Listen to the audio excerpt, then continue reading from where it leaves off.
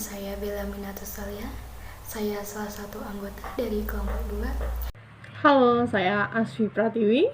Kenalkan dulu, nama saya Muhammad Umar Faruk, biasa dipanggil Umar, dari Manajemen Bisnis Syariah kelas 1D.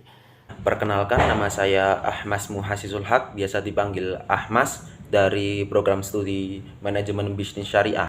Di sini kelompok kami akan menjelaskan mengenai penggunaan kata turunan. Mengenai kata turunan, apa yang dimaksud dengan kata turunan? Kata turunan ialah suatu kata yang mendapatkan imbuhan, yaitu merupakan hasil proses dari afiksasi, reduplikasi, atau penggabungan kata yang dapat membentuk kata baru dengan makna baru juga. Untuk penjelasan selengkapnya akan dijelaskan oleh kelompok kami. Tunggu terus. Saya akan menjelaskan tentang afiksasi atau kata berimbuhan. Oke, kata berimbuhan adalah suatu bentuk linguistik yang keberadaannya hanya untuk melekatkan diri pada bentuk lain, sehingga mampu menimbulkan makna baru. Yang pertama adalah kata yang mendapat imbuhan awalan, sisipan, dan akhiran akan ditulis serangkai. Contohnya seperti berjalan, itu dari kata awalan ber, kemudian jalan, kemudian kemilau, itu dari sisipan dan kata kilau, kemudian ada seniman, itu dari kata seni dan juga akhiran man. Nah, yang kedua ada kata yang mendapat bentuk terikat dan apabila itu mengacu pada konsep keilmuan akan ditulis serangkai. Contohnya kayak ada anti kekerasan, kemudian ada adibusana, dan juga pasca sarjana. Nah, itu kayak bahasa-bahasa istilah keilmuan guys, jadi harus ditulis bersama, tidak dikasih spasi. Nah, yang ketiga ada kata yang mendapat bentuk terikat dan berhuruf kapital ditulis dengan tanda hubung. Contohnya, satu itu ada non-Indonesia. Nah, itu dipisah ya guys. Jadi Indonesianya itu kapital. Jadi kayak kata dari kata sendiri gitu. Terus ada juga anti PKI, kemudian ada pasca Orba. Nah, pasca Orba ini beda sama pasca sarjana yang tadi. Nah, seperti itu. Yang keempat ada kata yang ditulis dengan huruf miring dan mendapat bentuk terikat akan ditulis dengan tanda hubung. Contohnya nih ada pasca reshuffle, kemudian ada anti mainstream. Nah, itu ditulis pakai tanda hubung ya guys. Nah, yang terakhir ada bentuk kata maha atau sifat Tuhan ditulis terpisah dengan huruf awal kapital sebagai pengkhususan. Contohnya seperti yang Maha Esa. Nah, itu kan udah biasa ya, kayak YME itu yang Maha Esa. Kemudian ada Tuhan yang Maha Kuasa. Itu ditulis kapital semua depannya. Ini saya akan menerangkan tentang reduplikasi.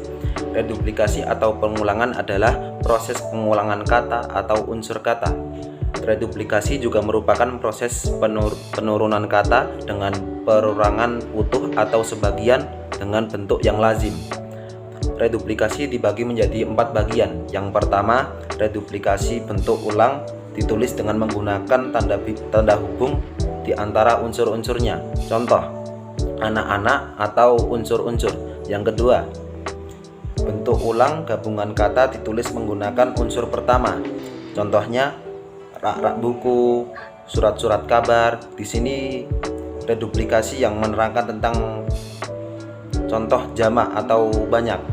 Yang ketiga, bentuk ulang seluruh suku kata, namun pada salah satu lingganya terjadi perubahan suara pada suatu fonem atau lebih. Contohnya, gerak-gerak menjadi gerak-geri, sayur-sayur menjadi sayur mayur. Yang keempat, reduplikasi dengan mendapat imbuhan baik pada lingga pertama maupun pada lingga kedua. Ulangan macam ini disebut ulangan berimbuhan. Contohnya, bermain-main, berkejar-kejaran, tarik-menarik. Nah, di sini saya akan menerangkan sedikit-sedikit nih tentang materi, yaitu kata gabungan atau kata majemuk. Kata majemuk atau kata gabungan ialah sebuah kata yang terdiri dari dua kata yang menjadi satu, yang berkaitan erat dan dapat menimbulkan suatu artian khusus atau baru. Nah, di sini Ada banyak jenisnya. Yang pertama ialah unsur atau gabungan kata yang lazim disebut sebagai kata majemuk, termasuk istilah khusus dan ditulis secara terpisah. Contohnya ialah seperti duta besar, kambing hitam, sama model linier seperti itu. Yang kedua ialah gabungan kata yang dapat menimbulkan salah pengertian apabila ditulis tanpa menggunakan kata hubung. Terus harusnya ditulis menggunakan kata hubung. Seperti pada contohnya anak istri pejabat, itu ditulisnya menggunakan dua kata hubung, anak strip istri strip pejabat, seperti itu. Artinya menjadi anak dan istri dari pejabat. Atau kalau dalam contoh tak kasih stripnya satu, anak istri strip pejabat, nah, itu artinya menjadi anak dari istri pejabat, seperti itu. Terus yang ketiga ada ibu bapak kami, penulisannya ialah ibu strip bapak kami, itu artinya ialah ibu dan bapak kami, seperti itu. Yang ketiga ialah gabungan kata yang penulisannya terpisah, tetap ditulis terpisah jika mendapat awalan atau akhiran. Jadi maksudnya meskipun mendapat awalan atau akhiran dan memiliki arti khusus, ini tetap ditulis terpisah. Seperti dalam contoh kata bertepuk tangan, itu kan mendapat awalan bertepuk tangan. Terus di contoh lain ialah menganak sungai, itu kan mendapat awalan kata meng. Terus garis bawahi, itu kan mendapat akhiran kata i, menggaris bawahi.